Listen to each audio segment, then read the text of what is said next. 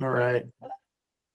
So to add on to some of the things that we talked about earlier, so really kind of going through the File Explorer dialog box, so going through a lot of those um, different boxes of the file items, what's all in them, what it means, kind of how to maneuver around and that type of stuff, and how it correlates with property dialog box. So kind of going through those things, and then Lindsay's going to really hit on how the two really marry up, how they work so much together. So we'll cover those, and then once we get through that, we will go ahead and stop recording after that, Sahar, and then we'll jump into the feature definition toolbar, which I don't think that one will take too long. It's just more to just make sure everyone's aware of it, how it works, what other tools are in there, and the commands that we use with the feature definition toolbar. But with that, I'm going to go ahead and start up this guy. So, and as we went over earlier, you guys saw that I have a bunch of different tabs instead of those group panels, like those group panels we talked about, such as like this side with drawing composition, item types, different things like that. I'm going to go ahead and start off with file. So under file, this is just going to contain what file properties you have, different things like that. What element templates you have in that are in this file alone. Okay, proposed alignment, that's been used. Plan view, different things like that. Line styles, it's going to tell you, okay, you have all these line styles that are being utilized within the file, or that can be utilized within the file that come from the workspace. Text styles, same thing, highlighted. This is the one that's being used currently. There's also other ones that are available to be used. Views, any save views that you have, so profiles, stuff like that. View groups meaning that correlate with your models, and then your models, levels, all those things are in here. One of the things to touch on of how this works too a lot, and we'll get into this in plan production and field data, is if I click on my file in my Explorer box and I click on my properties or have my properties dialog box open, you can see there's some fields. There's a lot of fields that are grayed out. Those fields that are grayed out, you can see, oh, there's work set properties. So that work set properties is grayed out because it's going and reading that DGN or that WSDGN file. So the work set DGN file is where this resides. There's some other things in here of locks and groups, axis, rotation, that type of stuff. What I want to hit on is it under extended. So under extended, you can see, okay, the author company. So I'm the one that created this file, and where it was created, who it was created with, and then who's the authoring product is open rows. Those are grayed out. Can't change those. What I can change or what I can manipulate is I can put in information in here. The information that goes in here, again, we'll go in plan production, but that whatever information is tied to this file will populate some field data that we'll end up using in plan production. So keep that in mind, that in order to get to some of this information, you do have to use Explorer to get there. So again, using Explorer and properties, they really go hand in hand. So I went through file. I think, let me make sure I'm going in order here for you guys. Since I changed my interface to tabs the other day. So kind of file, items. So what items is, and we haven't really touched on this too much yet. I'm not sure, Sahar, if many folks are using item types or any of that. Not currently. Yet. It's as of this release, we don't have it set up. Okay. Correctly, but we will. Okay. So under items, we'll get more into that as it keeps progressing, as the workspace keeps progressing. Items will be have item types in there of being able to assign different things, manipulate different things as far as pay items go, as far as how we're wanting things to report out. a lot of different elements like that. The item types is a lot of the metadata that gets associated to your elements in your file. So again, attributed information on your elements. Resources. This one also, as you come through here for resources, it'll give you a lot of the same information from that file gives you, but it's just a little bit more condensed than it, and it will also give you all of your well, I guess resources from your workspace, what's available, what you're kind of using, and what you're assigning to different elements. Again, here's item type libraries. You're going to see this in ours because we've been playing with it and messing with it. So this is kind of just a real short preview of things to come. Element templates, again, you being able to use different element templates. Those are all up here. If I pick alignment and I want to go to a plan and I want to go to proposed alignment, I can pick that and it'll automatically filter that out through for me because it's an element template. So those are some of the things under resources. Open roads model. Open roads model, this is what's going to contain anything that you're doing with ORD, any data related information. If I'm doing alignments, corridors, terrain models, any other template like linear templates, surface templates, running 3D linear elements, my super elevation. If those things exist in my file, they're going to show up here. That's what my open roads model is. So my model is what's in my file. That's what I get. Same thing with a lot of these elements that you see right here.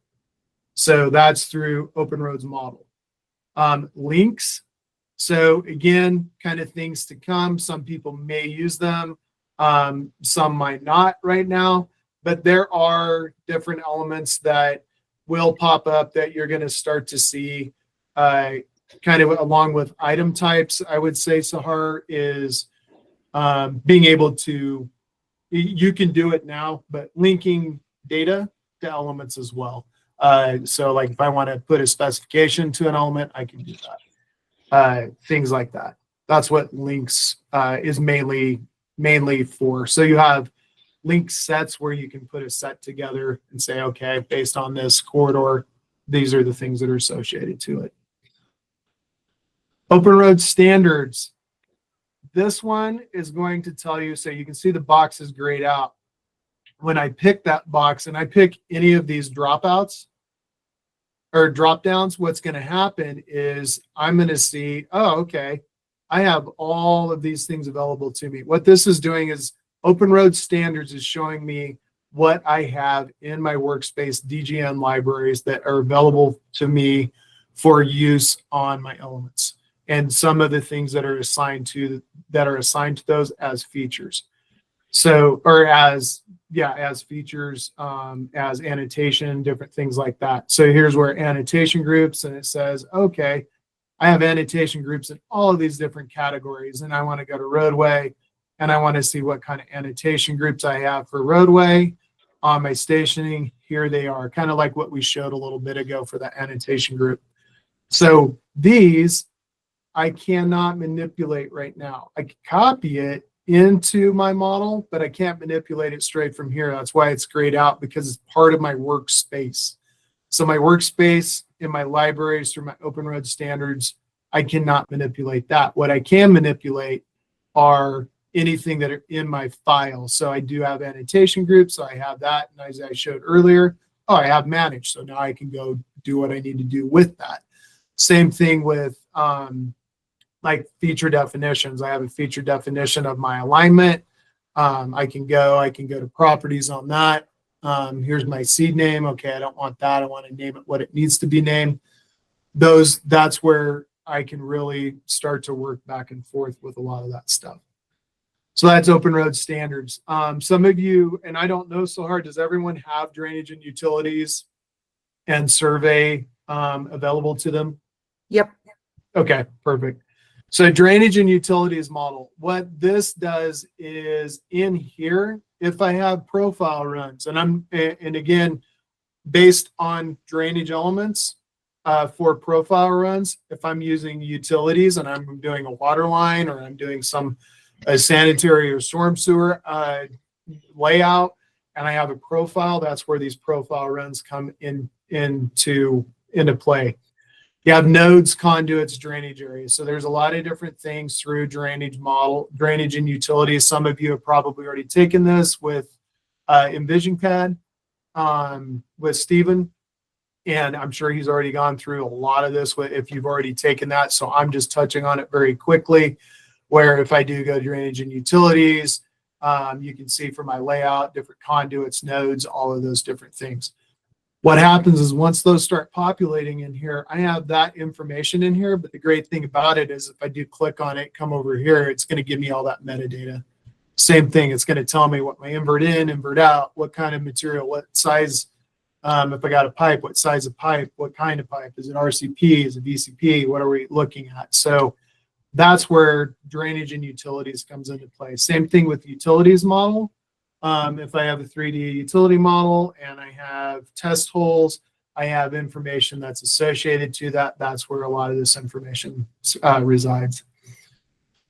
Survey, so survey data. So the surveyors love this one. So this is their area where they play a lot, create their field books, create their terrains, just, create a lot of the information, display their graphics, get all of their planimetrics and topos displayed in a file. So the field books being a lot of the TMOS information where everything comes into play here.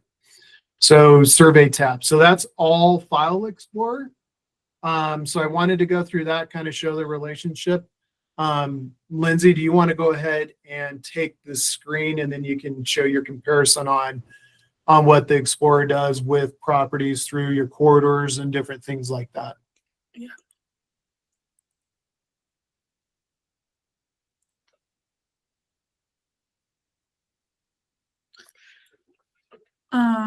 Okay.